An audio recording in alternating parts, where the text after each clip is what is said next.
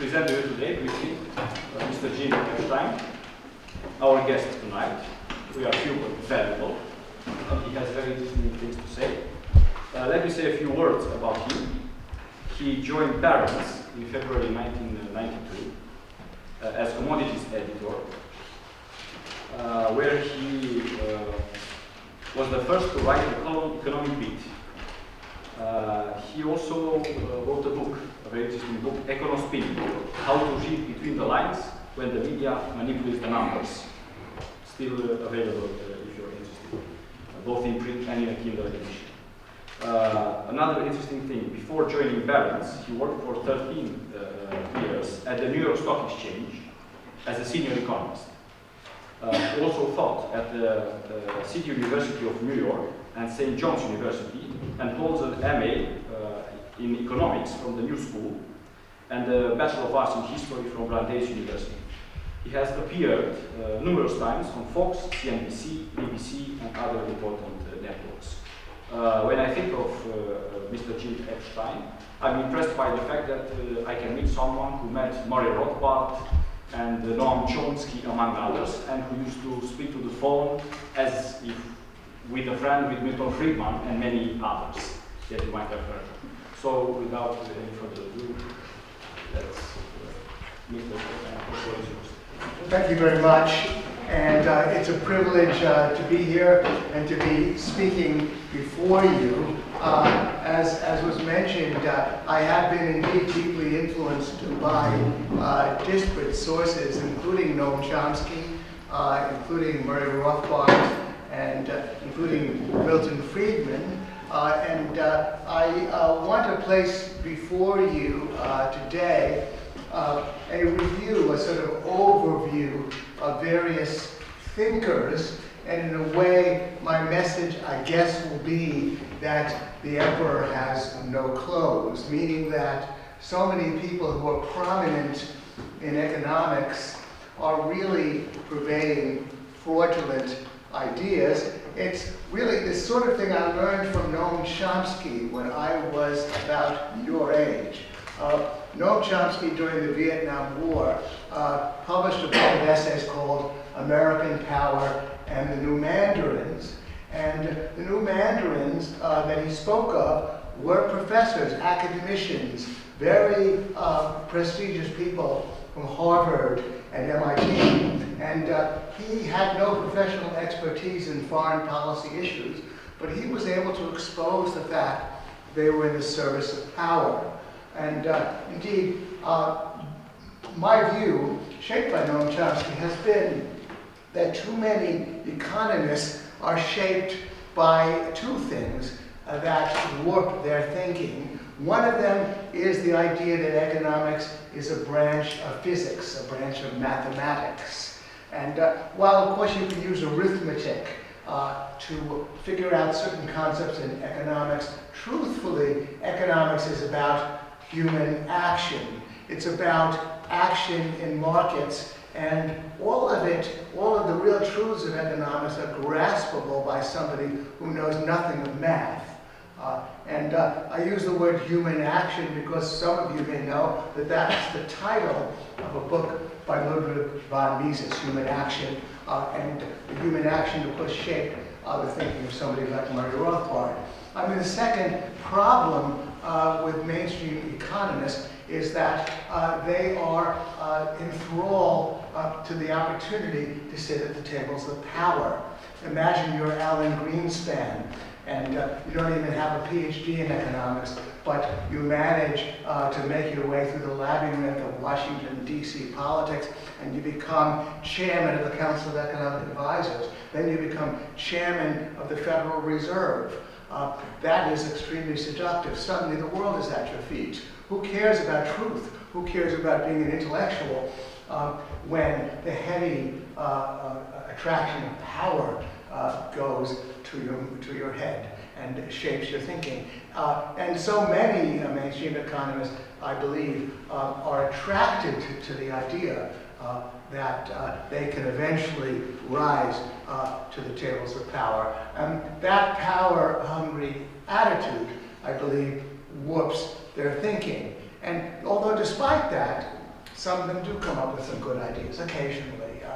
It's not that they're a total loss. I mean, that's a surprise that despite their handicaps, some of them are bright enough to say some intelligent things. Well, this is my overview introduction to a series of names. I have a long title in my talk, as you can see, Thomas Piketty and the Nobelists, why Nobel laureate economists Paul Krugman, Joseph Stiglitz, and Robert Solow all raved about Thomas Piketty's book, Capital in the 21st Century, and what that tells us about capitalism in the 21st century, what indeed that tells us about Krugman, Stiglitz, and Solow. Paul Krugman, who you may have heard of, was on a cable TV show, and the reporter jocularly asked him in a humorous way, when people criticize you, Professor Krugman, don't you occasionally say, well, look, I won the Nobel Prize in economics, so how can people criticize? Why don't you just pull rank on them? Say you're a Nobel Prize winner, they have no right to criticize you. Krugman, going along with the joke a little bit, said, well, the problem with doing that is that some of the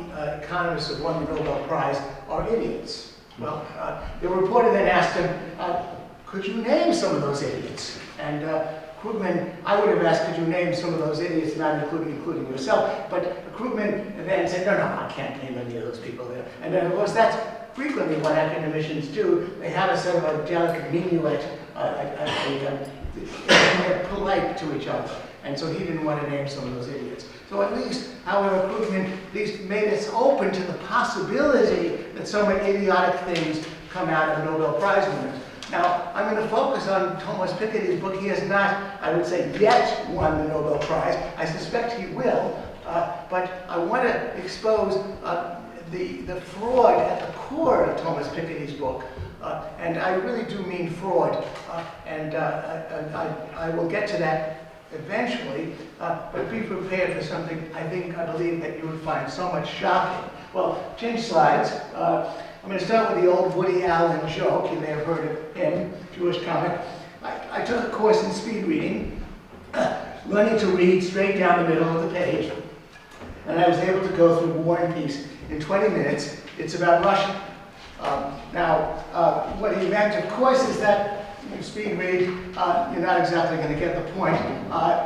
Piketty's book has been listed in a jocular article as the most unread book, along with probably Das Kapital and the General Theory of Das Kapital by Karl Marx and the General Theory by John Maynard Keynes.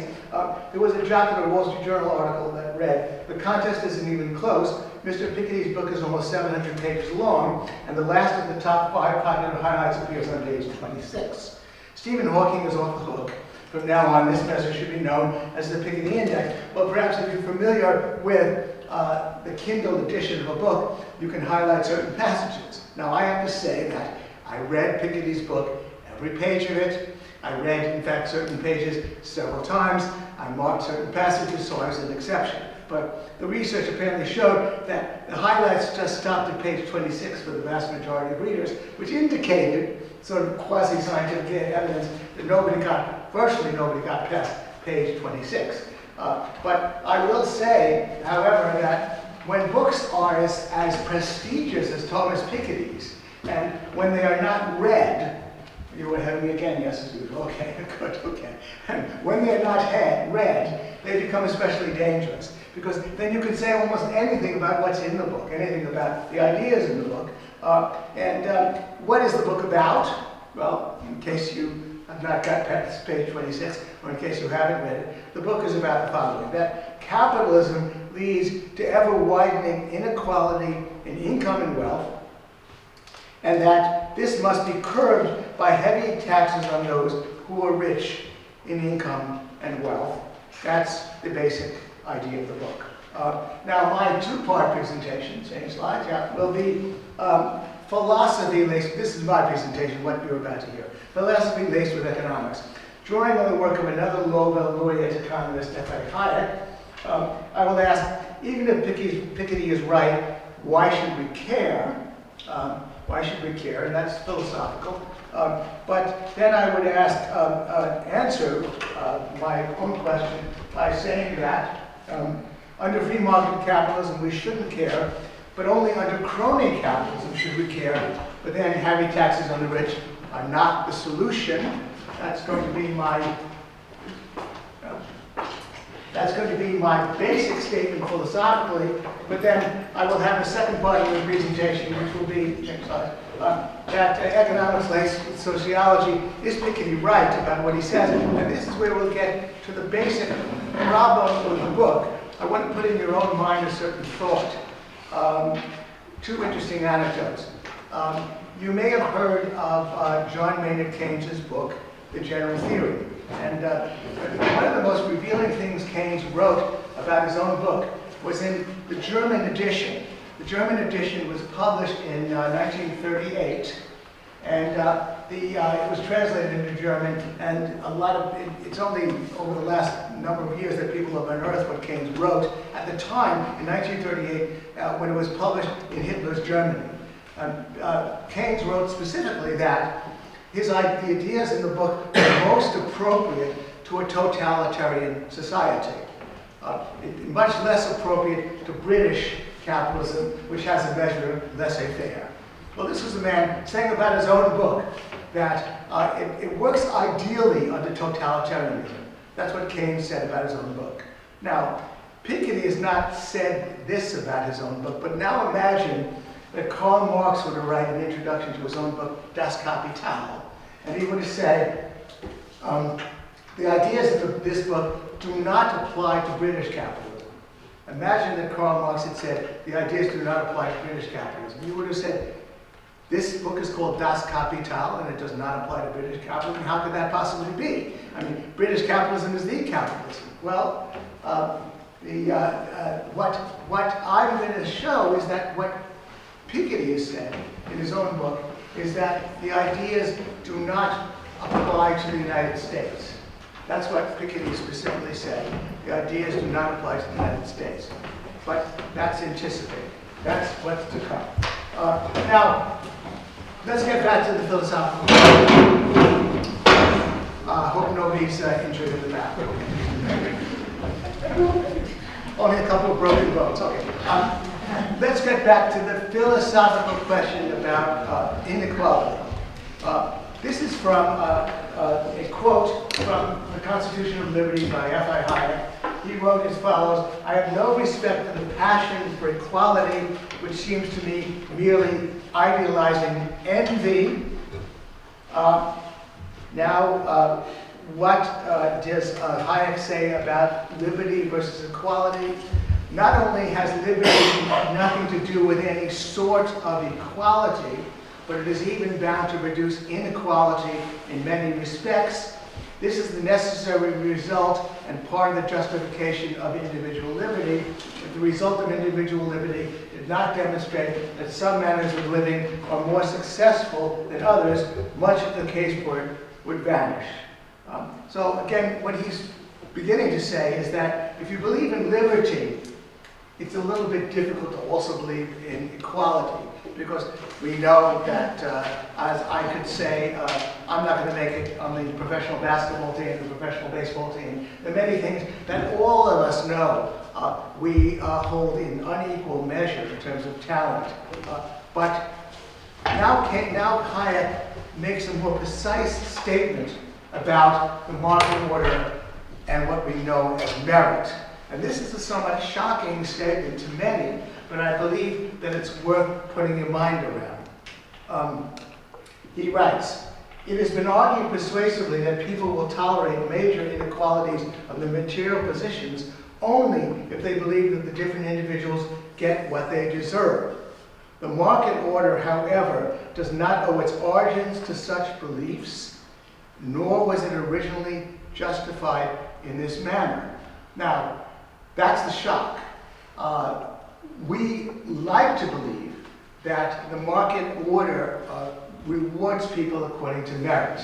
And so we will accept inequality if there is merit earned by richer people. But Hayek is trying to explain to us that this is a mirage. And that's why his book was called The Mirage of Social Justice. And let's go to the next slide. Okay. The market order, he goes on to say, could develop when 1,000 years of vain efforts to discover substantively just prices or wages were abandoned, and the late schoolmen taught instead that the price is determined by just conduct of the parties in the market, i.e. the competitive prices arrived at without fraud, monopoly, and violence, was all that justice required. In other words, we're just talking not about results, but about process. We don't want fraud, we don't want monopoly and violence. But that's all that justice requires. Now, ask yourself a simple question about Piketty. His book has sold in millions of copies. I believe the book is absolutely without merit.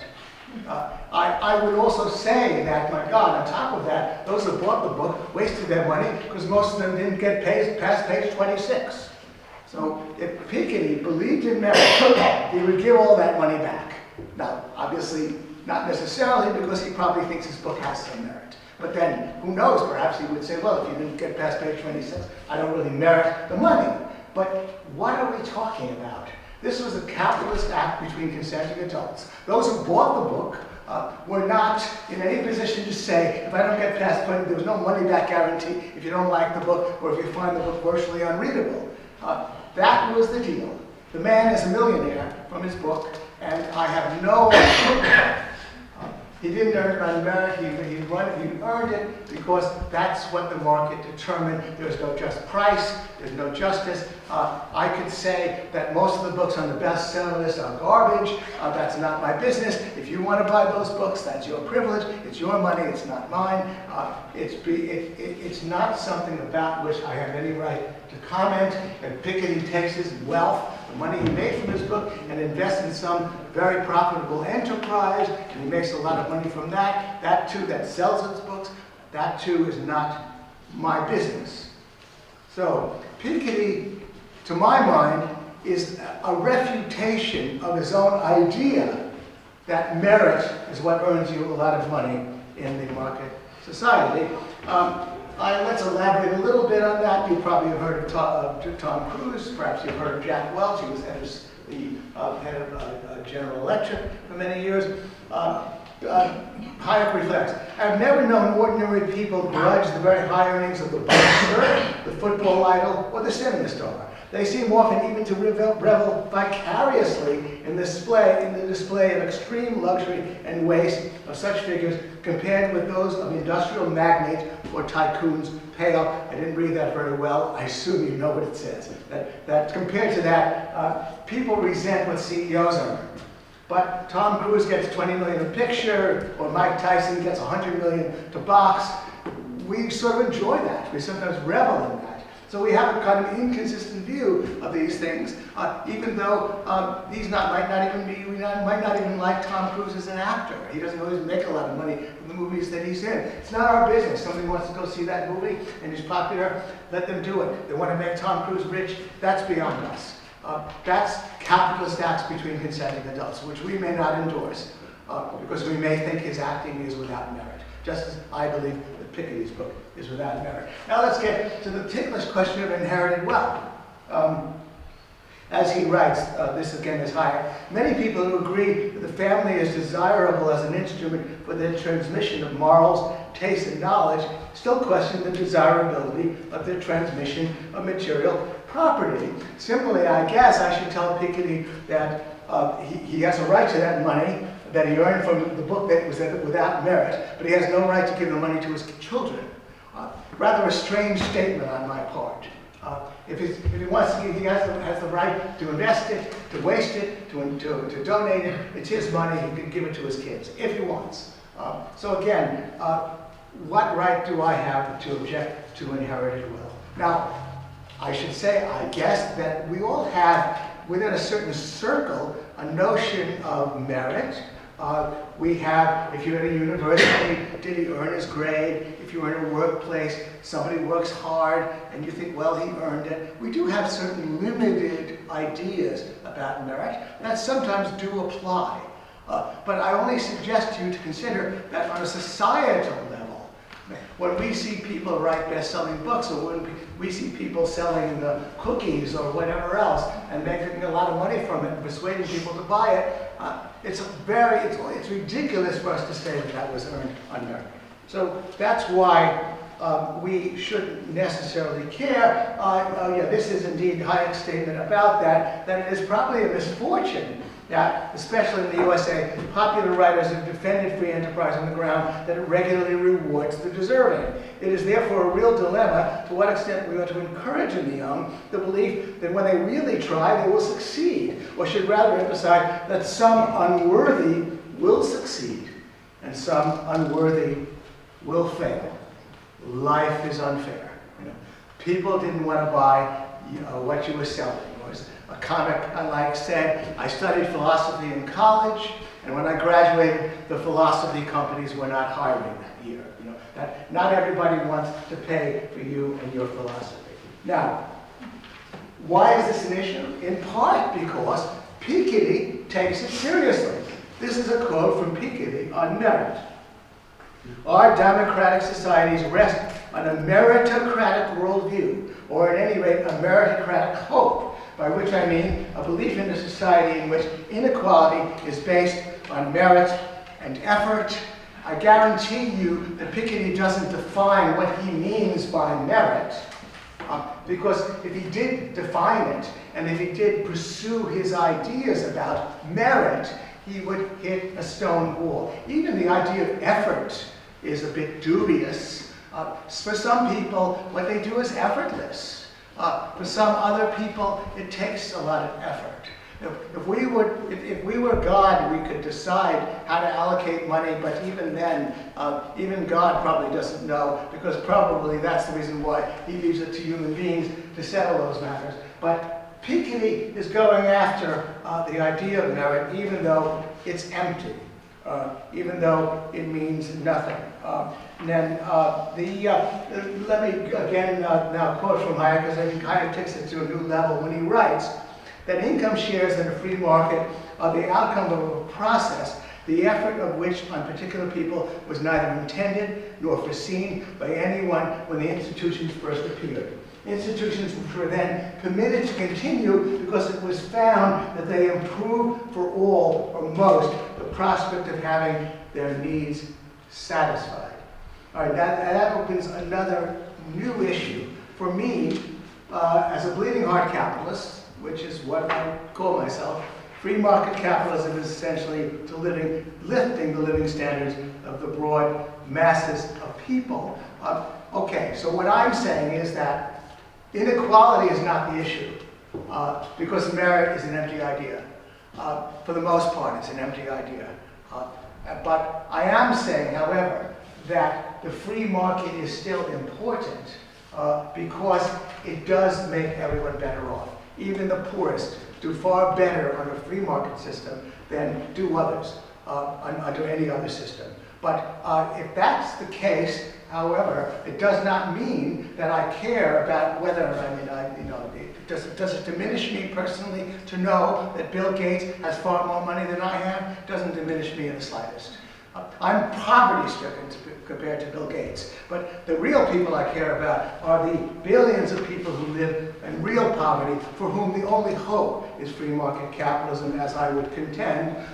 Here I'm quoting from a Brookings Institution study that the number of people worldwide living in extreme poverty, defined as living on $1.25 a day or less, was cut in half between 1990 and 2010. I would maintain that has a lot to do with something I lectured about just yesterday, the rise in the Economic Freedom Index, the rise of capitalism, especially the rise of capitalism in China and the rise of capitalism to some degree in India, the two most populous nations on Earth. All right, now let's get to Paul Krugman. Paul Krugman and his statements about Piketty's book.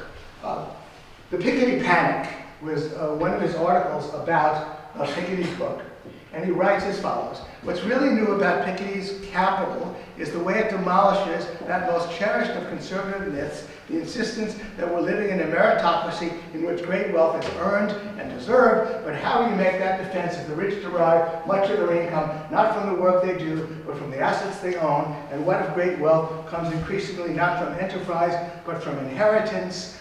There are many ludicrous things about this quote from the Nobel Prize winner. One of the ludicrous things about it is that it has nothing to do with Piketty's book, as we will see.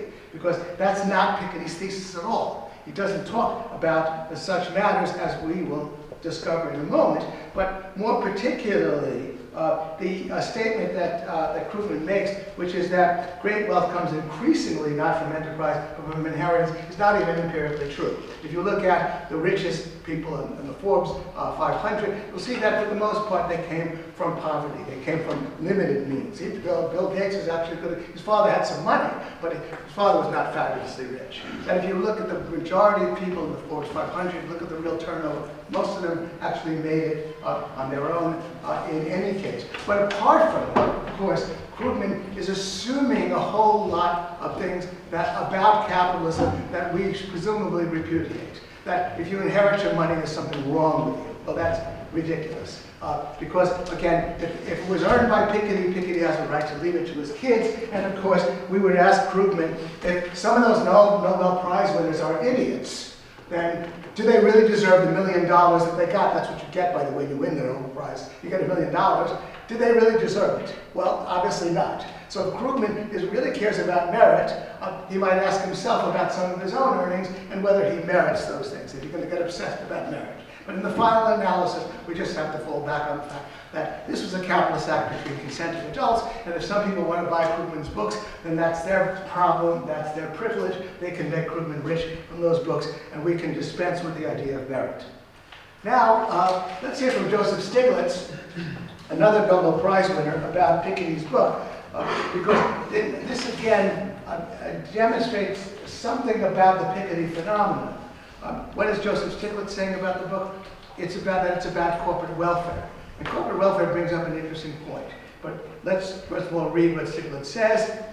One stream of the extraordinary discussion set in motion by Thomas Piketty's timely, important book, Capital in the 21st Century, has settled on the idea that violent extremes of wealth and income are inherent to capitalism. This is actually a superficial reading of Mr. Piketty's work, which provides an institutional context for understanding the deepening of inequality over time. Well, so far he says that it's not about the violent extremes of wealth and income. What is it about, according to Stiglitz? Well, that's why we've discovered that Stiglitz writes, our current brand of capitalism is an ersatz capitalism. For proof of this, go back to our response to the Great Recession, where we socialized losses even as we privatized gains. If it is not the inexorable laws of economics that have led to America's Great Divide, what is it? The straightforward answer, our policies and our politics. So corporate welfare increases as we curtail welfare for the poor. Now, whether welfare for the poor was curtailed is another matter, but notice what Stiglitz is saying about Piketty's book, that it's about corporate welfare. Now, what is corporate welfare? Corporate welfare is a situation in which the corporations get subsidies from the government. That's crony capitalism. The corporations don't get their money from selling products to people or selling products to other businesses. They get subsidies. They get welfare, the sugar subsidies, the agricultural subsidies, the bailout of all the great banks in the United States. That's crony capitalism. And I completely agree with Stiglitz, by the way, that that is not capitalism. That's an evil. That's something about which free market people should vigorously object because it is based upon force and fraud. It is wrong, and it does contribute to inequality. But here's the remarkable thing. It's clear that Stiglitz, who's representing his, having read Piketty's book, didn't even get to page 26. The reason why he didn't even get to page 26 is that there's not a single thing in Piketty's book about corporate welfare. I'll tell you why I know. Because if you have a Kindle edition of the book, then you can do a word search. I put everything in: welfare, crony capitalism, corporate welfare, every different phrase by which you would describe corporate welfare, and I came up with zero. There's not even an offhand reference to this concept in Piketty's book. So what's amazing about the Piketty phenomenon, about the sort of intellectual emptiness of our times as purveyed by a Nobel Prize winner like Stiglitz, is that he takes a book like Piketty's and he makes it into some fantasy of his own about what the book is really about. Although in passing, he does raise a question about inequality having to do with corporate welfare. And indeed, that's something that we should all object to. That's, capitalism, as my Uncle Abe used to call it. He was a socialist, by the way, but I took that term. Why is it a great term? Because it's a contraction for crony capitalism. That's capitalism. And that's when competitive prices and wages are arrived at without fraud, monopoly and violence, restrictive licensure, all kinds of things. If there is fraud, monopoly, and violence, then there is capitalism. Now, monopoly is a broad concept and too big an idea to go into. I would maintain that 95% of what we would call monopoly, indeed 98%, is basically government imposed. But leave that aside for the moment. A larger discussion, if you want to raise the question, we could discuss it. But in any case, fraud and violence, that's clearly capitalism, not capitalism. It's not at all a subject of Piketty's book, but it's certainly something that we care about. We who care about the free market care about, and that produces inequality that we all object to.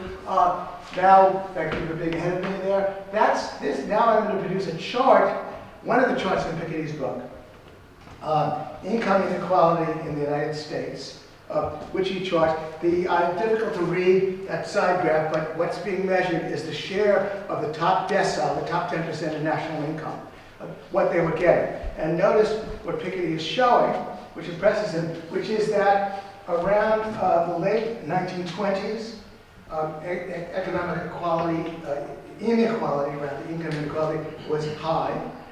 It then fell, and then it rose into the year 2000, into 2008, it rose again. And Hunter Lewis is a guy who wrote a book called Crony Capitalism in America, and he noticed something very interesting about that chart. That chart that shows that inequality was at its height in the late 1920s, and most recently, the last several years around 08, 09. And what does Hunter Lewis says? What caused and characterized these bubble eras? Notice that the bubbles of if you know your history, in the late 1920s, that was the bubble era that led to the Great Depression. If you know your history, 08, 09, that was the bubble era that led to the Great Recession. That's when income inequality was at its height. And Hunter Lewis asked, what caused and characterized these bubble eras? They were principally caused by the U.S. Federal Reserve and other central banks creating far too much new money and debt. They were characterized by an explosion of crony capitalism as some rich people exploited all the new money, both on Wall Street and through connections with the government in Washington. In other words, inadvertently, without intending to do so, Piketty is providing evidence that crony capitalism is what exacerbates inequality. Not capitalism, but crony capitalism. So even though he mentions nothing about corporate welfare, inadvertently, that's what Piketty exposes in his book, as Hunter Lewis properly points out in his book on crony capitalism. Now, there's a Nobel Prize that we haven't mentioned, and that's Robert Solow. Robert Solow is, again, he won the Nobel Prize for work on technological change, and he raises a question that is philosophical about income distribution. He writes, would you rather live in a society in which the real wage was rising rapidly, but the labor share was falling, or one in which the real wage was stagnating, so the labor share was unchanging? The first is surely better on narrowly economic grounds. You reach your wage, not your share of national income. So again, he's saying that what if wages are rising, but capitalists are getting more money? Now take the second category. Wages are falling, but capitalists are getting less money. So what would you rather have? Well, he answers his own question. He says, there could be, there could be political and social advantages to the second option. He's actually arguing for the second option, that we all get less as long as capitalists get less. If a small class of owners of wealth, and it is small, comes to collect a growing share of the national income, it is likely to dominate the society in other ways as well. This dichotomy need not arise, but it is good to be clear. All right, we raised another question, which is that if a lot of people, even if we get more money, if a lot of people become rich, then they will start dominating society in other ways as well. And we don't want that. Now, clearly we don't want that, but what is the solution? I believe that, next slide, I believe that Solo is making a case for limited government. That instead of taking money out of politics, we should take politics out of money. In other words, if you have a lot of money, you can buy influence in government. But what if there's a limited government? What if there's practically no influence to buy? What if government is a night watchman state and has very little to do? Well, then you're taking politics out of money. Then Piketty's solution, however, to curbing domination by the rich, heavy taxation, will only enhance the power of government over money and thus encourage the rule of elites and special interest groups, including, by the way, rule by the majority. So what I want to suggest to you is that if we object to any form of inequality, and if we object to it on the grounds that that means that you can become powerful in Washington, although, you know, the case of Donald Trump, if you've heard of him, has been cited as somewhat ironic, because even though his campaign is financed from his own money, he was practically poverty-stricken compared to Jeb Bush, who had $100 billion backing him and who got nowhere. But that's another matter. Money doesn't always buy you influence in politics, but sometimes it does. And obviously, we could say that Donald Trump, certainly because he's rich, had the ability to finance his own campaign. But still, what if we simply had a limited government and there would be no influence to buy in Washington? Then the rich people would have to do what we all expect them to do, which is, if you want to make money, invest your money wisely. If you want to make money, invest your money wisely in institutions that can sell people goods and services that we want to buy. Continue to serve us rather than serve the state. So take money out of politics rather than taking politics out of money rather than taking money out of politics is what I would suggest. Now, I want to just, for the middle part of this talk, I just want to draw a few conclusions about capitalism in the 21st century. That envy and covetousness are persistent human traits, creating a perennial welcome mat for books about inequality. That advocates of the free market must accept material inequality, but should emphasize that free market capitalism bestows untold riches on everyone. Third, that advocates of free market capitalism should vigorously oppose crapitalism, crony capitalism, which does lead to unjust inequality of income and wealth, since it arises from fraud, monopoly, and violence imposed by the state. But on balance, by the way, mainstream economics, if indeed the Nobel Prize winners are any example of that, is part of the problem, not part of the solution. I want to pause for a moment to ask if anybody has any questions before I proceed with the economics of Piketty's book. Any problems with my philosophy? I'm sure you have many. Any comments, questions, challenges, insults, whatever is on your mind. Anybody? Okay, well, I'll proceed with the next part of my presentation. This is economics laced with sociology. Is Piketty right? Piketty right about inequality in terms of his own thesis? Now, my answer is twofold, and I heard that in parentheses. He's not right unless we make unrealistic and ahistorical assumptions about human nature and free markets. But as Krugman aptly noticed, this is the odd part, even Piketty scraps his own grand thesis when applied to the US, engaging in what Krugman himself calls a sort of intellectual sleight of hand. Now, let me first of all do honor to what is supposedly Piketty's argument. And Solo summarizes what he thinks is Piketty's argument. So as I've said, Joseph Stiglitz, I don't think, read even the first page of the book. Robert Solo read some of it. Krugman probably read all of it, but given his usual dishonesty, is misrepresenting it whenever the occasion suits him. But let's deal with Solo, who read part of it. This is Piketty's main point, he writes, and his new and powerful contribution to an old topic. As long as the rate of return on capital exceeds the rate of growth, the income and wealth of the rich will grow faster than the typical income from work. Well, that's in a formula that the return on capital exceeds the rate of growth. Let's get to the next part. A percentage. The percentages will probably give you a clearer idea of what he's talking about. Now, assume that the capital income rises by 4 to 5% a year, and that growth rises by only 1 to 1.5%.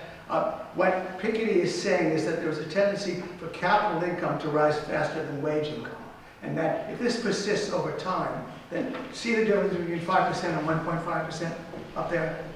So capital is increasing by 5%, and growth is only increasing by 1.5%. So he throws out this mathematics, and then he says that clearly there's a 3.5 to 4% gap between the R percentage and the G percentage. So now if you take a 3% gap and you compound that over time, then this is potentially terrifying. That's Piketty's own words. I don't know what they were in French, but it's potentially terrifying that capitalists can get so much richer than working people can. Now, whatever the merits of that thesis, there is something rather strange about it. But I want to, let me see, do I want to dwell on this? Well, all right, we will talk about it. Let's say that capital, let's take Piketty's thesis seriously for the moment and imagine that capital is growing by 3% and wages are growing by 1 to 2%. How does that apply to actual people?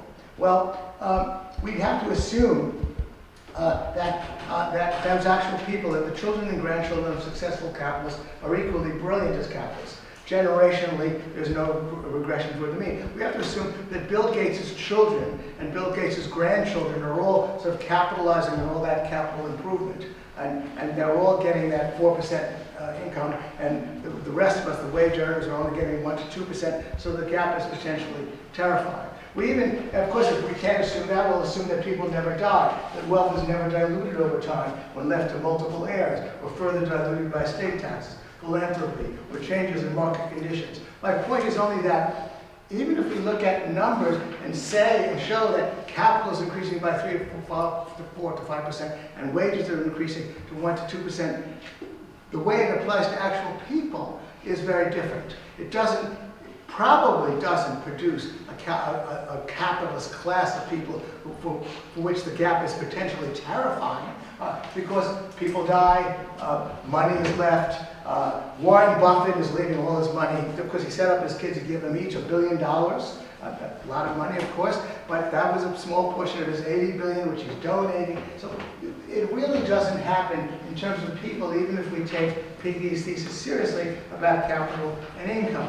But indeed, further, that it assumes no change in market conditions. It's not just that people change. It's not just that Bill Gates is not necessarily going to sire children who are even more just as successful as he at business. It's that on the company level, that firms die and firms replace each other. IBM will yield to Apple, Microsoft, and Google. Sears Roebuck will yield to Walmart. General Motors yields to Toyota. Borders Books goes bankrupt. Barnes & Noble has been threatened by Amazon. Piketty might have noticed that his book is not selling at Barnes & Noble, because Barnes & Noble was supposed to be the monopoly along the border that was dominating the book business. Now it's being taken over by Amazon. So there too, the turnover with respect to capital is so great on the company level and on the human level that it becomes a little bit ridiculous to talk about anything being potentially terrifying, even assuming that Piketty's thesis is correct. Now let's get to Piketty's fantasy about capitalism. He actually does assume that it's a system of profit rather than a system of profit and loss. Capital, he writes, is never quiet. It is always risk-oriented and entrepreneurial, at least at its inception. Yet it always tends to transform itself into rents as it accumulates in large enough amounts. That is its location, its logical destination. What can be more natural to ask of a capital asset than that it produce a reliable and steady income? That is, in fact, the goal of a perfect capital market as economists define it. Well, again, I guess he never heard of Barnes & Noble. I guess he never heard of the fact that IBM shrunk in size by 2/3. I guess he seems to believe that once you've established a brand, and once you've established a company, then it's a cash cow. You don't have to do anything. It just produces money the way a cow produces milk. Well, that's not the reality of the entrepreneurial capitalist system, but that's Piketty's fantasy, and indeed, he's talking about a perfect capital market as economists define it.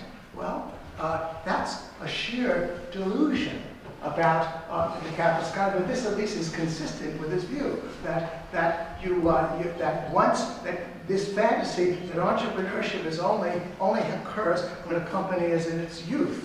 That when a company becomes mature, then you just sit back and like it. Well, that's true about the crony capital system, and indeed, Piketty comes from France, and maybe that's the kind of economy he's used to. I don't know. I mean, because clearly, of course, if you have friends in government, then you can keep your business going for many years, whether consumers like you or not. But certainly in the entrepreneurial system, there is an immense amount of advance and retreat. And it's not at all the way Piketty describes it. It's clearly that while he grants it, never quite, but he points out, he seems to believe that rents, that if you like, rents are what eventually result once your business is established. Again, a sheer fantasy. Now, what we've set up so far is the bogus assumption that we can take Piketty even slightly seriously. By slightly seriously, I mean that we can at least grant he's got a thesis, however misguided, that he applies, and that he's mistaken in his belief. Because again, it doesn't apply to the real world of human beings and the real world of entrepreneurial capitalism. But this is the odd part and the fraud at the core of Piketty's book, which, interestingly enough, Paul Krugman did notice. Now remember that Krugman was originally saying that Piketty's book is about inheritance and all the rest and the Piketty patent. Now, in a review that he wrote about this book, Krugman writes something very different. He writes that there was one thing that slightly detracts from the achievement of Piketty, a sort of intellectual sleight of hand, albeit one that doesn't actually involve any deception or malfeasance on Piketty's part. Well, the reason it doesn't involve any deception is because it's obvious in the book. But certainly the deception is there, as I'll explain. Krugman writes, still here it is. The main reason there has been a hankering for a book like this is the rise, not just of the 1%, but specifically of the American 1%. Yet that rise, it turns out, has happened for reasons that lie beyond the scope of Piketty's grand thesis. In other words, what Piketty is talking about clearly is the US. That's his principal bête noire. That's where inequality has occurred. And as I said, imagine that Karl Marx would have written that the inequality that his thesis does not apply to British capitalism. Piketty now writes, I can quote from Piketty, that because Krugman is absolutely right about the sleight of hand, that Piketty writes in a section called The Causes of Rising Inequality in the United States, that the following. The increase, he says, he writes, was largely a result of an unprecedented increase in wage inequality, and in particular, the emergence of the extremely high remunerations at the summit of the wage hierarchy, particularly among top managers of large firms. Now, I heard Piketty be interviewed on a podcast that I respect, and I was astonished that the interviewer was not stunned by Piketty's admission. This book is called Capitalism in the 21st Century. It's supposed to be about capital income. It's supposed to be about what we just described, which is the divergence between capital income and wage income. But Piketty is specifically writing what Krugman himself admits is an intellectual sleight of hand, that when you apply it to the US, it doesn't apply at all. That the causes of rising inequality in the United States have nothing to do with capital. Notice he's saying the increase was largely the result of an unprecedented increase in wage inequality. Suddenly the book is not at all about capital in the 21st century. The book is about CEO salaries. The book is about the fact that chief executive officers get paid too much. It's not about capital inequality, it's about wage inequality. Again, if Piketty could not apply his thesis, even on his own terms, even from his own perception, to the US economy, the capitalist economy of the 21st century, then why should we bother with his thesis? Why should we get past page 26 of his book? Why should we imagine he's actually writing about capitalism? He's writing about people getting paid too much. Now, one of the obvious things we can say about this is that even if he's right that the CEOs are getting paid too much, then it's no longer potentially terrifying. That was his phrase, that it's potentially terrifying. Why isn't it potentially terrifying? Because the median CEO tenure has been variously estimated at 6 to 10 years.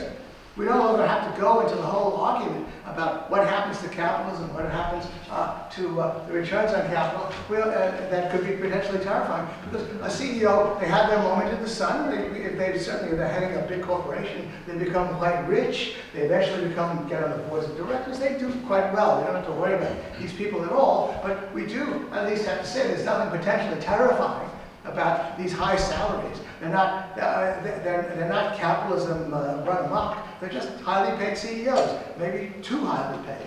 But there's nothing potentially terrifying about that. So his thesis falls apart. But let's at least ironically, let's deal with Piketty's own thesis, because again, it's old wine in new bottles. It's the idea that CEOs are paid too much. Now, why are they paid too much? He brings out the standard idea that the corruption at the top, the unholy alliance between executives and the paymasters.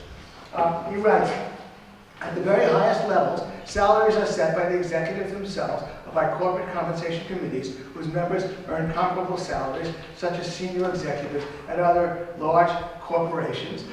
It's a very standard idea that the people who serve on the compensation committees of the corporations are your friends, and since they're your friends, they'll pay you. You'll scratch my back, I'll scratch yours. You serve on my compensation committee, and you'll pay me. And so on. This corruption at the top means that they get paid these tens of millions of dollars. They get stock options, and it's a terrible thing.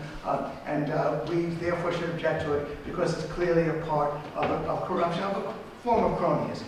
And that's what he says. But this is something interesting about the thesis and where it falls apart in another way.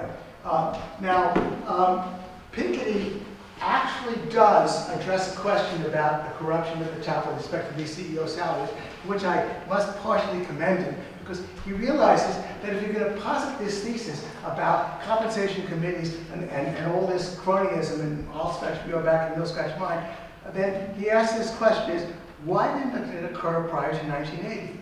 Why is it that the rise, that all this explosion in CEO salaries started to occur in the 1980s and 1990s?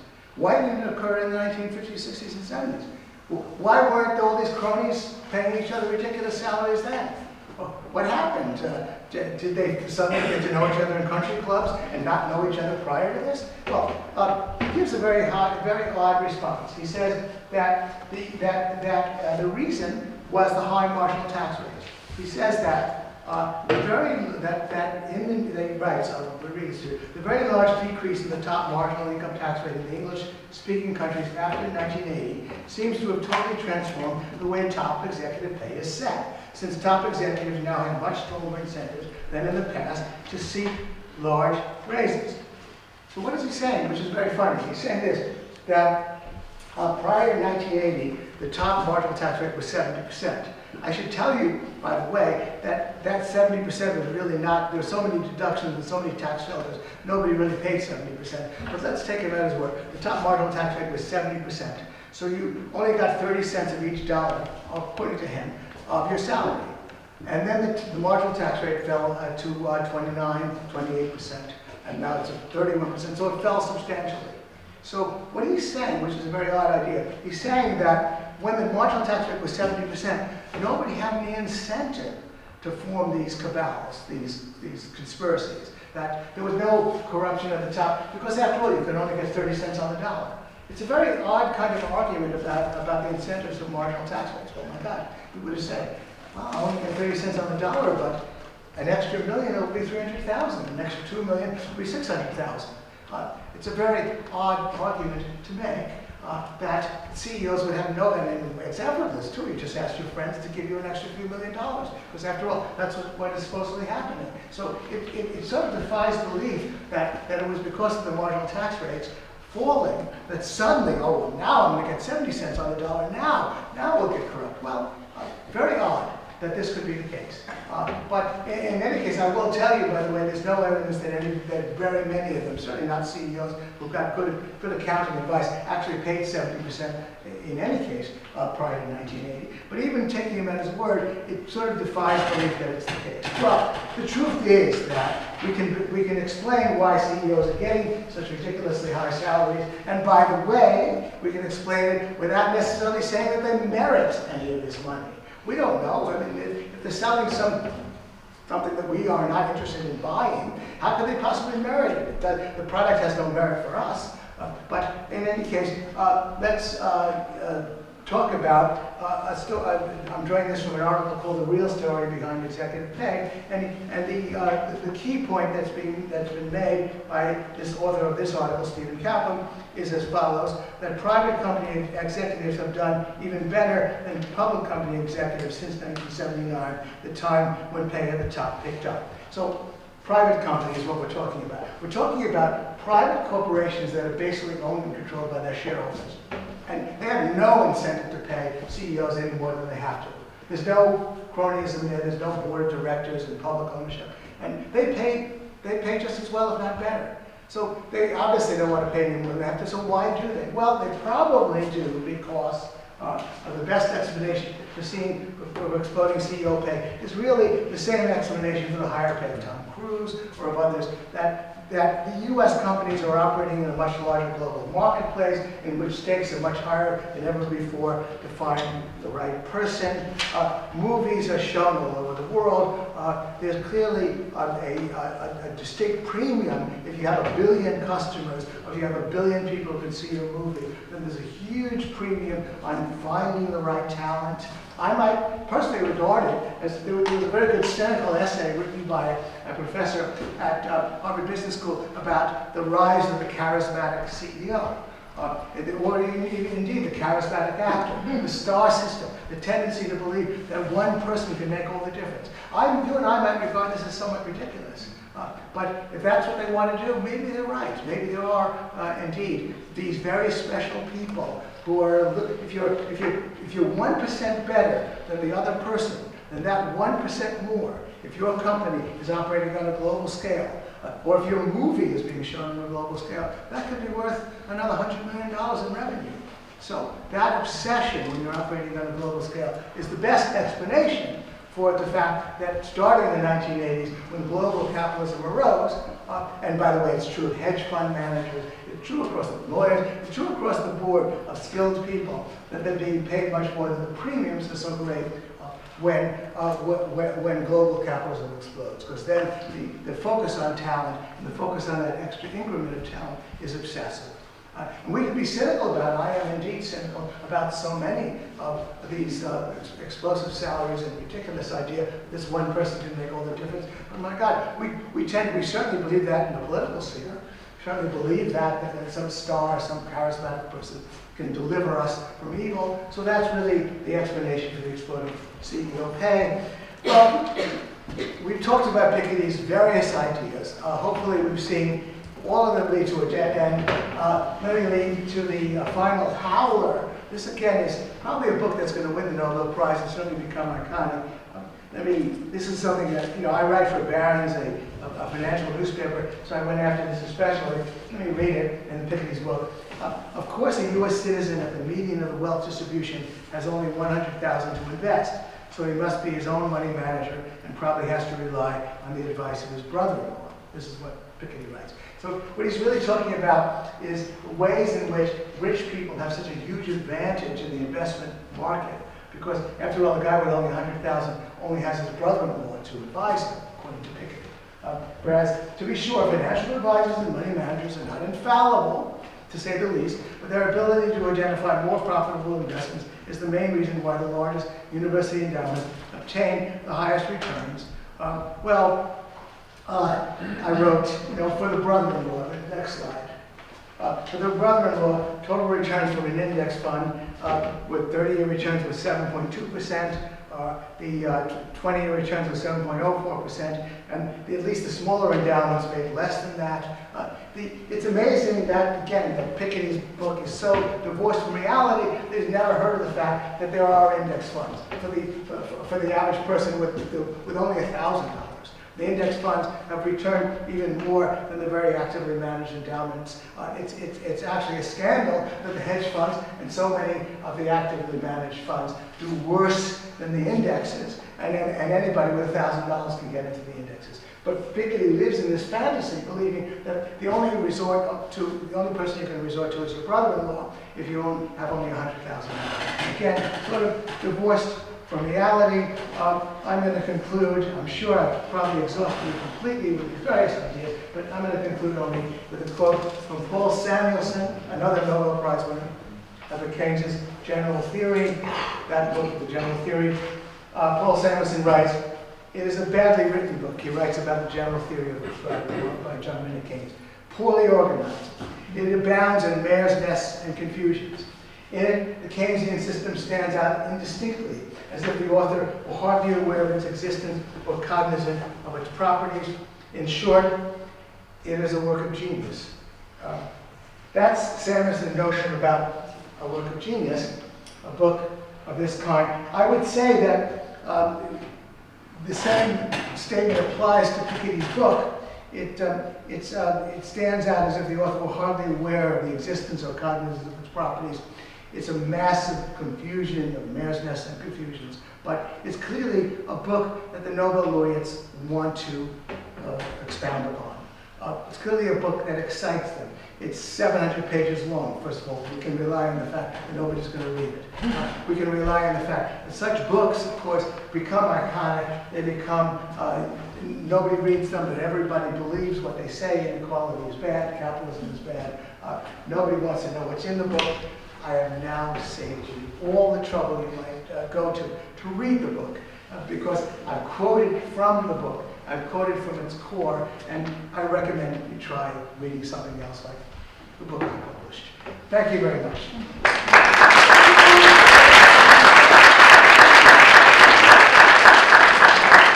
I hope you have some questions, some challenges, some remarks, something or other to say.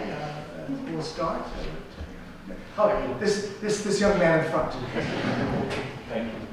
Thank you for your presentation. I have two questions. Oh, questions to break sure. The ice. So to speak. First, if you can expand a bit, why do you think the book has such a tremendous success? If you could expand a bit on it. Yeah. And another question. What would you caution us when people speak about inequality? What to pay attention to? In my experience, usually those who speak about inequality usually use, as you said, slides of comment here and there. What would you caution students who read about inequality and stuff that might get them worried? Yeah. Well, good questions, thank you. Well, I mean, because I think certainly with the benefit of hindsight, we could say with respect to the success of the book that you read a book called Capitalism in the 21st Century, and everybody knows it's about inequality. Capital in the 21st Century. First of all, of course, you're using a title that sounds a little bit like Karl Marx's Capitalism, and so you're clearly in that tradition. It helps that you're French, because that gives you a certain status in the world. You know, it's better to be French, say, than to be Romanian or to be American if you write that book. But in addition, of course, it came about at a time when the objections to inequality in the U.S. Became so rampant.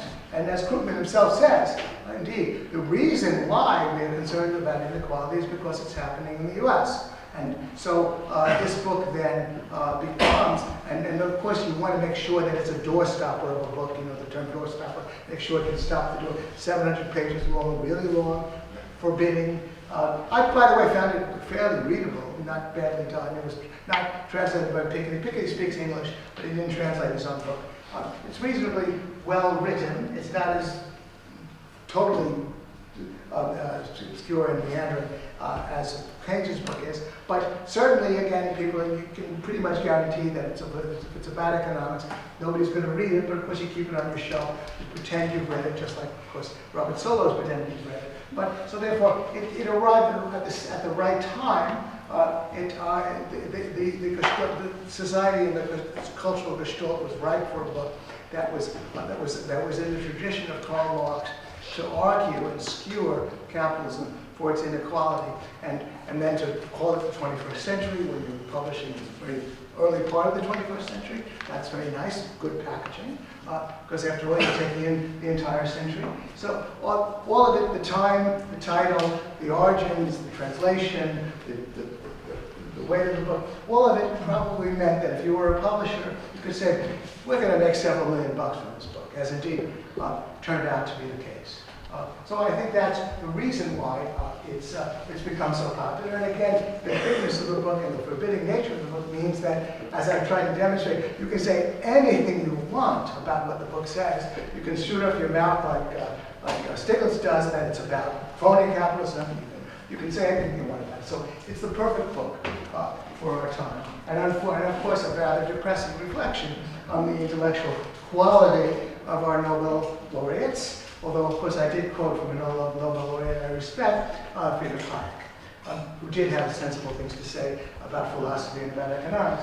Now, getting to the other very good question about what would you say about inequality? Well, from my perspective, it depends on my audience when we talk about it, but actually, the thing that I most emphasize whenever, 90% of the time when I talk to my progressive friends, who, of course, if you can have any friends living in Manhattan as I do, you're going to have a lot of progressive friends, because that's where a lot of them hang out. You do want to say that, two things, I think.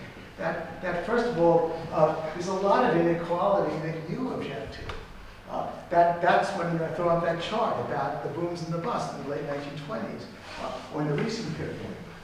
There's a lot of, all the lawyers who make a fortune of money on figuring out how to get beyond the labyrinth of politics. All the people who bring these massive cases that are usually bogus, that sort of feed off the corruption of the legal system. All the banks and the banksters that get bailed out by government. The agribusiness, the sugar interests. There's so much money that pours. The TARP program was like $1 trillion. It was the TARP program meaning the money that the Federal Reserve printed. It all went to Wall Street. That's, by the way, that's why New York economy did pretty well in 08 and 09. As Baker said, all that money went to Wall Street. It was taken from people. So we want to point out that the massive problem of inequality in this country is not so much that you object to the result, but you object to the process. You object that if you're going to earn your money, sell something to somebody, that you do respect capital stacks between consenting adults. You do respect, you have to respect the fact that Piketty made millions of dollars from his book, and people bought it voluntarily. That wasn't crony capitalism, that was clean capitalism, by which he sold this book that was without merit. Now, the third thing, of course, you want to say is that, again, you have no passion for these kinds, getting Tom Cruise rich or getting, you use whatever example you want. The best example to my mind is Piketty himself. But state that it's not, that if somebody, what am I going to do? If somebody wants to look to that store and buy the product that's in that store, whatever it may be, perhaps a product that you disdain, Cinnabon at the airport or whatever else, and buy that product. How can you prevent that person from doing so? There's a very good, if you've heard of the book by Anarchy, State and Utopia by Robert Nozick, at that time a libertarian philosopher, and he posited a case in which, let's say, we have a society in which everybody gets exactly the kind of income that we all would approve of. Whether it's equal or not equal, it's the just income. But let's say that he used the example of Wilt Chamberlain, who at that time was a very famous basketball player, a big star. And he said, well, let's say that Wilt Chamberlain decides to work in the evening and demonstrate his basketball prowess at Madison Square Garden and charge $1 a piece every single night.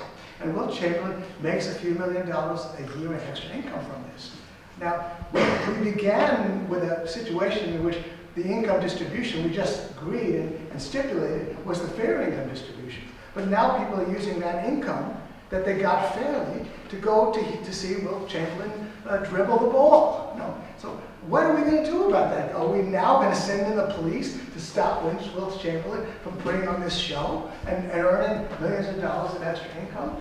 You and I might say, well, listen, it doesn't impress me, his basketball prowess. I would rather stay home and read a book. But am I going to stop those people from doing that?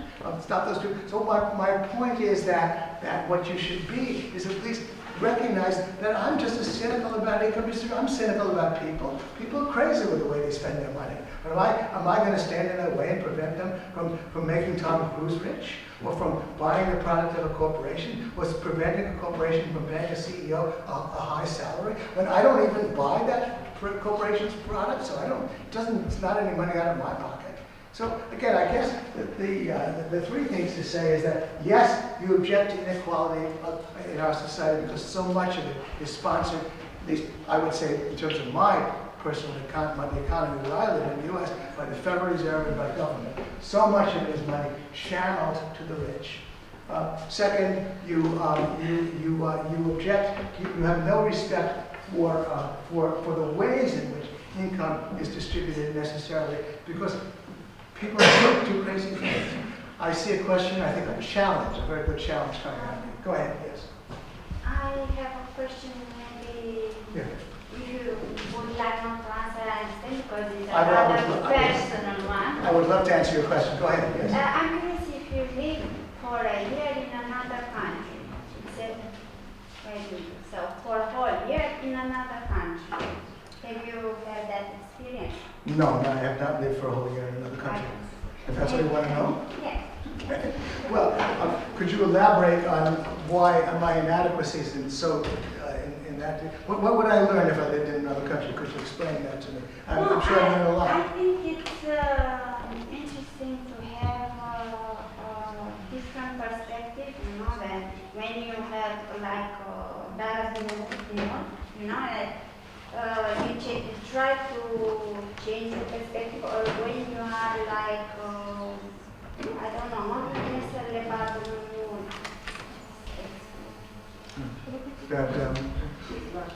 well, I will say, I'm sorry?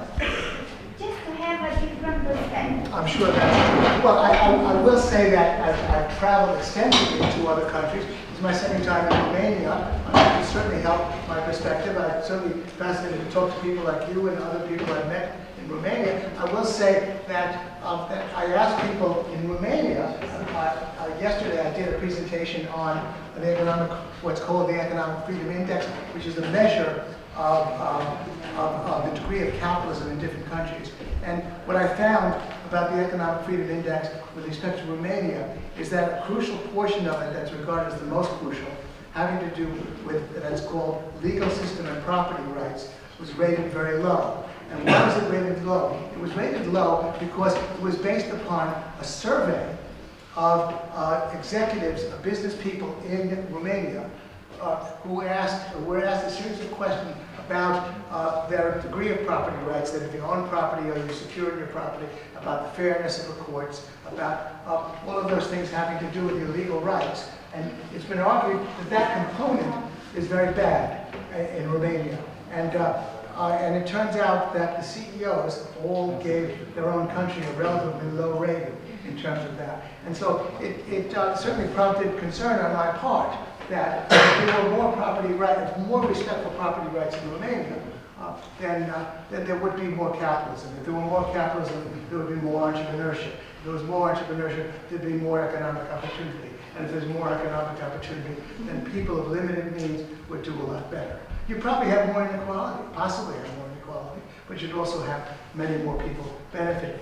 So you're quite right that certainly living in a country also educates. And that's one of my inadequacies. I have not spent a whole year living in another country, absolutely. Any other questions, comments? Yes? Do you think that the economy control the government, or the government control the economy? Do I think the economy controls the government, or do I think the government controls the economy? Well, good question. I would say, I would put it more precisely and say that that the progressive illusion is that when you have a more powerful government, a regulatory state, when the government has more control over the capitalist economy, and I'll talk about the capitalist economy specifically, we can forget socialism, outright socialism at the moment, then what inevitably happens, even from its infancy, is that entrenched business interests who don't want to be challenged by competition start taking control. When you look at the rise of regulation, regulatory bodies in the United States around the late 1800s, for example, you'll find that in fact, even at their inception, they were conceived of and run by big business. It's called, as a matter of fact, by another Nobel Prize winner, George Stigler, regulatory capture. That the regulators are captured by the regulated. And of course, it should be kind of what we say in America, a no-brainer. Why is it a no-brainer? The reason it's a no-brainer is because if you're in business, there are two ways to make money in the crony capitalist system. One is by selling a product that people want to buy. The other is by buying influence in Washington and taking over the regulator, keeping out the competition, making it more and more difficult for people to compete with you. And so obviously, you want to do both. But sometimes it costs only 5 cents on the dollar to buy influence in Washington. Or think of it, in fact, if you look at the inception of the Federal Reserve, the central bank in the United States, it was basically conceived of by a whole lot of bankers in collusion with other politicians. There was.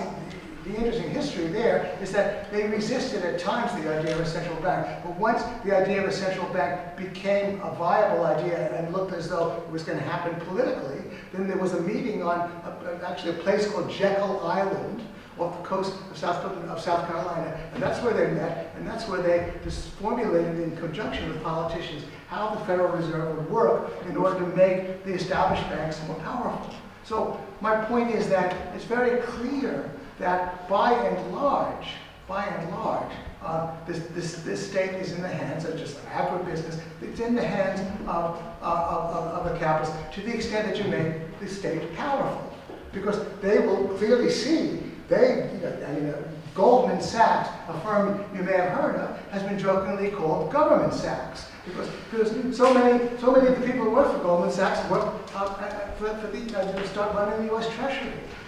These are their friends on Wall Street, of course, and so of course they run in the interest of their friends. Of course, the money goes to Wall Street.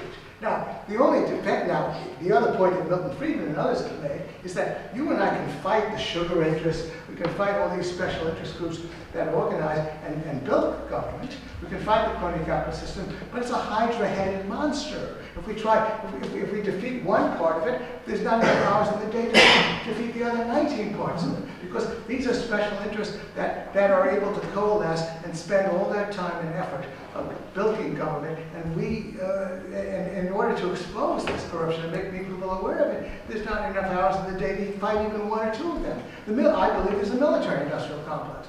When the U.S. starts spending money on war, then eventually we have companies that benefit from this. We had Dick Cheney was Dick Cheney had been vice president of the United States. He had been Secretary of Defense. And so he left the Defense Department, and he's suddenly hired as a chief executive officer in a corporation. What experience did this man have running a corporation? Well, I would have hired him. Why? Because he became chief executive officer of a company called Halliburton that sold to the Pentagon, that sold to the military. So of course you're going to hire him. He's the guy who can boost sales for your company. So of course you hire him. The man had no business qualifications. Similar, by the way, with the housing bubble. The housing bubble, which, by the way, was a housing bubble in the United States, which was essentially brought about by government. You had people who were basically selling mortgages to the government. A guy named Angelo Mazzillo, who was CEO of Countrywide, a company called Countrywide. if you actually listen to this man's lecture, this man, Angelo Mazzillo, won an award at Harvard University, this housing division of Harvard. And in 2003, he delivered a lecture about mortgages for the poor. And he literally said that our mortgages, he said that 4/5 of the people who get our mortgages are able to pay on those mortgages. And he said this at Harvard. In other words, he was saying there's a 20% default rate on our mortgages. Now, if you have a 20% default rate on your mortgages, you better charge a very high interest rate. But nobody pointed out to him that there's some problem there. How can you possibly make any money from these mortgages if there's a 20% default rate? Well, Angelo Mazzillo didn't know anything about mortgages. He was selling all those mortgages basically to the government. So I'm running away with examples. But what I'm trying to say, though, that if you make the government powerful, the powerful capitalist interests will come. In fact, they'll be there almost at the inception. So there are exceptions there. There are other issues. There are other ways in which bureaucrats, of course, do our hard on small business. There's other things that are true about our system that are bad. But what I'm saying is that it's a first approximation, the colossal naivete of those who think that a more powerful government. Bernie Sanders, a very admirable person. People say I look like him. People say I sound like him. I'm very flattered. I'm just almost his age. Bernie Sanders is a socialist, and he wants a more powerful government. And he dreams that this more powerful government is going to bring about good things. Well, Wall Street, the powerful business interests will be plenty interested in what he has to say. They'll shape. They have all the time and all the effort to make sure that things go their way.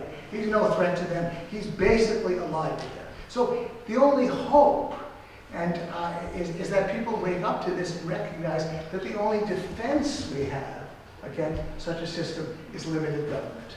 The only defense we have is a constitution that says the government can do certain things and not others. That's the only possibility that we have to protect ourselves against crony capitalism. Now, one final answer, I hasten to add that I'm not that much of a cynic in this sense. I do believe that the American economy is not primarily crony capitalist. I do believe that by and large it still is on balance a capitalist system. I do believe that it has by and large delivered, even over the last 30 years, and that's been questioned, but even over the last 30 years, or the last 15 years especially, when crony capitalism I think has become especially virulent, I believe that by and large it's delivered a better material condition for the broad masses of people. And that, in my mind, the fact that people are better off than they were 20, 30 years ago, even the average person, the average household is better off. They have access to products. I'm inspired, of course, obviously by Facebook, by Google, by all of the entrepreneurs who are still operating in our system, who are still delivering wonderful things to us. And so it's not as though the crony capitalists win all the time. But certainly we would do far better if we recognize that government in a capitalist system can never be on the side of the ordinary people. It's by and large going to be, obviously, it's a no-brainer, it's going to be on the side of those people who have the time and money to buy the influence. A long-winded answer to a very good question. Thank you. Anyway. Yes? I would have a suggestion more than a question. Oh, a suggestion. I saw that you said numerous times that Piketty's book was bought by a lot of people but read by none because they didn't pass page 26. Maybe this is not the best index to measure the value of the book. I saw that you quoted extensively on Hayek.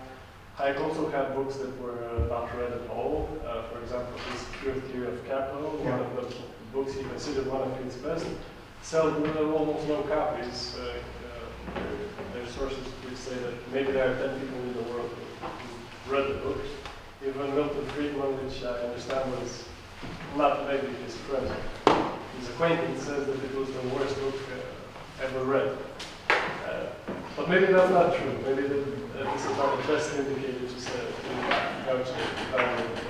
Well, I accept the correction completely from a scholar such as yourself. Did you read Hayek's book? Yes.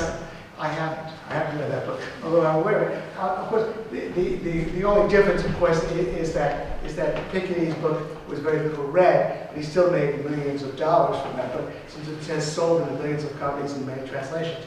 Hayek wasn't so lucky. Nobody read it, nobody bought it. Maybe 10 people read it and 6 people bought it. So that's a difference. But I do accept the correction. Not every book that goes unread is unworthy. That's for sure. Absolutely. Thank you for that. Yes. First, I want to thank you for bringing a word in that everybody is confused about in Romania. I had the American experience that in Romania, the word progressive. Thanks God for the word progressive, because until now the left was called liberal, which confused everybody because in Romania, what liberal is considered to be in the whole Europe, not in Romania, a part of a right policy. So they changed the to progressive, no more confusion. But what I want to ask you, if my understanding is right, and please correct me if I think that by Piketty, by doing that, it's not keeping the eye on the ball. To me, the ball essentially is the growth of an economy. Now, the growth of the economy, and here you have two choices. Sounds strange and too simple. Okay, one choice is to have an entrepreneurial, in which eventually you're going to have inequality. But as Kennedy, a Democrat, no love lost for the conservative, but he came with a quote that was used by conservatives all the time. When the tide rises, all the boats ride with it. The little ones and the big ones. So what you need, once again, economic growth. So if you want to look for anything else, you don't keep the eye on the ball, as I say. Number two, that's one alternative. The other one is to follow this inequality. Now, mostly when you do follow the inequality, one of the first way to do it is taxation. You take the money from the rich and you start social programs. You stay and say, wonderful, isn't that great that we spread the wealth around? Not necessarily. By doing so, you take money from the people that usually invest. By investing, they make the economy grow. So when you basically do that, you stop the growth of the economy. The result is, what we have in the United States. We have 1.7, growth, which is, and you cannot make up for this growth that will spread around for everybody else. So I'm done at this stage, but I want to say, remember, the most important thing, it's not how much money Bill Gates makes, how much money you make. Well, I want to pick up at that point and say, again, we've covered a whole range of issues, but I do want to say that another question that always arises when I speak to progressives is the idea of taking care of the poor. And I have to say that I try to short-circuit the discussion by saying this, that, look, if you want, Milton Friedman didn't think the negative income tax, as he called it, was the ideal solution, but he did propose it. A negative income tax, of course, means that instead of you paying taxes, you get paid by the government. You file a certain income, and if it's below a certain level, then on a graduated basis, you get money. And I say that I don't think that's the ideal solution to poverty. I could talk about it, that would be a whole lecture, a whole discussion. But I will say that I try to short-circuit it with people and say that, look, if you want a negative income tax, if you want an income floor, then there are libertarians that propose that. It's not as though you can't be a libertarian, you can't be a limited government person and say, well, I do want income distribution. But then you would say that, look, if you allow capitalism, however, if that's what you want, but if you allow capitalism to operate, and if you have decent work incentives, then eventually, in fact, very quickly, really, nobody's going to need that negative income tax, because the best way to get out of poverty is to work. And if you work, if you have a job, if you learn on the job, that's how you enhance your human capital. And very quickly, in 10 years, 20 years, 30 years, allow the free market to operate. And even the very poorest will be rich by the standards of today.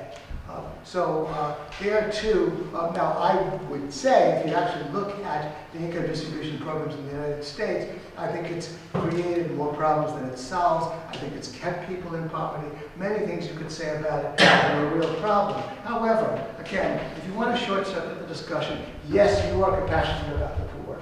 Although you could also say the real poor people of the world, of course, are the people who live on less than $1 a day. Not the poor people in Romania, even a poorer country, and certainly not the poorer people in the United States. Those are the people you care about. And by the way, when you do have distribution schemes, then you have economies like Sweden and Norway that tend to keep out foreigners, because when foreigners come, then they too become stakeholders in the welfare state, and eventually those people are expelled. My ancestors came to the United States in 1910, at a time when there was no welfare. They came because they could work, because they could start businesses. That's how they got into this country. Try getting into the United States now, far more difficult to do so, and I believe that it's partly because of the welfare state, partly because obviously people come to a neighborhood just more, even specifically, they start objecting that they're going to get food stamps, and these are foreigners, they're taking our money. Well, less objection if they work, if they have businesses, if they actually produce for you. But that's the problem with the welfare state. But then going back to it, however, you want to say a negative income tax from the poor, sure. An income floor for the poor, but keep work incentives in place. Because eventually, those poor people, if they have a job, if they work, they're not going to need any money. And then we'll have such a tiny percentage of indigents, such a tiny percentage of people who will really need help in the society. That charity, by the way, if you look at what philanthropy has done, and will more than take care of those people. But keep the negative income tax if you want it for those handful that we name. That's also, I think, what you should say. Well, I'm sure that I've worn out my way. You want the final word? Let me follow-up. I want to know who the real Gene Epstein is. What is it? So let's play the cards at the same time. I'd like to know which politicians and today would you like him to be a candidate that would be close to your... Well, not Donald In the Trump. US, in the US. In the US, yeah, I only know the US. I don't know your candidate. Not Donald Trump, for reasons I understand. Even though I like something that a few things that Donald says about the Iraqi war, I think he does. But on the other side, he wants soldiers. He's a little bit nuts. Not Hillary Clinton. So those two not. But actually, a candidate you haven't heard of, a man named Gary Johnson, who is actually running on the Libertarian Party platform. I would have supported another candidate you may have heard of called Ron Paul. You know, Ron Paul, by the way, spoke about Social Security and other benefits, that sort. You know, he basically understood, obviously, that if you have a welfare state and you have made commitments to poor people, you have to keep those commitments, but you want to grow the economy so that everybody can become richer. So Gary Johnson, certainly, and I only wish Ron Paul, who is now 81 years old, were young enough to continue to run, since he was by far the most inspiring candidate. He was running several years ago, but certainly Gary Johnson, Libertarian Party, if you could possibly come to America and sneak into a voting booth and vote for him, then I advise you to do so. Anyway, thank you very much for your time.